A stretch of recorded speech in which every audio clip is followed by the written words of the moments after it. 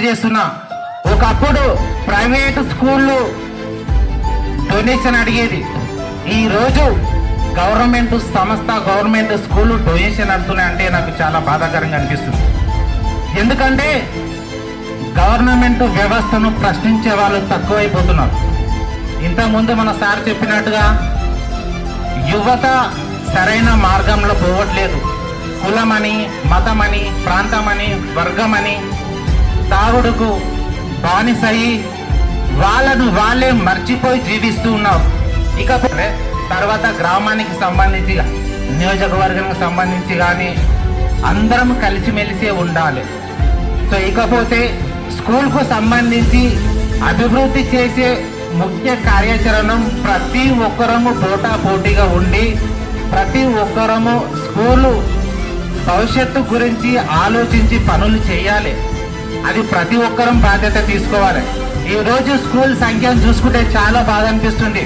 ముఖ్యంగా నేను చెప్తుంది ఒకటే మాట, కొందరికి నచ్చచ్చు నచ్చకపోవచ్చు. నేను ఎవరికి నచ్చడం కోసం మాట్లాడా, నాకు నచ్చిందే మాట్లాడతా.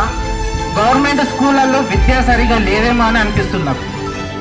ఎందుకంటే గవర్నమెంట్ స్కూళ్ళల్లో విద్య సరిగా ఉంటే మోటివేషన్, పిల్లలకు సరైన అవగాహన, ఇవన్నీ కమిట్మెంట్లు సరిగా ఉండుంటే గవర్నమెంట్ సంస్థకే పిల్లల సంఖ్య పెరిగేదేమో. మరి గవర్నమెంట్ స్కూల్లో విద్య సరిగా లేదేమో అనిపిస్తుంది.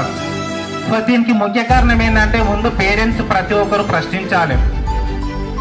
రాజకీయంగా ఎమ్మెల్యేని కానీ, ఎమ్మెల్సీని కానీ, సీఎం కానీ ఎలాంటి వ్యక్తినైనా సరే గవర్నమెంట్ స్కూల్ ఎందుకు పడిపోతున్నాయి, గవర్నమెంట్ స్కూళ్ళలో సరైన ఎడ్యుకేషన్ ఎందుకు లేదు, మరి మా పిల్లల భవిష్యత్తు తరాలు ఏమైపోవాలి. మరి ఒక సందర్భం వచ్చినప్పుడు చాలా మాట్లాడుతూ ఉంటాం, ఐఏఎస్ ఆఫీసర్ కావాలి, ఐపీఎస్ ఆఫీసర్ కావాలి, డాక్టర్ కావాలి, అది కావాలి, ఇంజనీర్ కావాలని మాట్లాడుతుంటాం. మరి అలా సరిగా మోటివేషన్ లేనప్పుడు, సరైన ఎడ్యుకేషన్ లేనప్పుడు వాళ్ళు ఇంకేమవుతారు? సో దీనికి మెయిన్ ముఖ్య కారణం ప్రతి పేరెంట్స్ పిల్లల భవిష్యత్తు నాశనం చేస్తున్నారని నేను ఈ సభముఖంగా చెప్తున్నాను. ప్రతి ఒక్క పేరెంట్స్ పిల్లల పట్ల శ్రద్ధ తీసుకోవాలి, గవర్నమెంట్ ప్రశ్నించాలి, విద్యా వ్యవస్థను ముందుకు నడిపించాలి.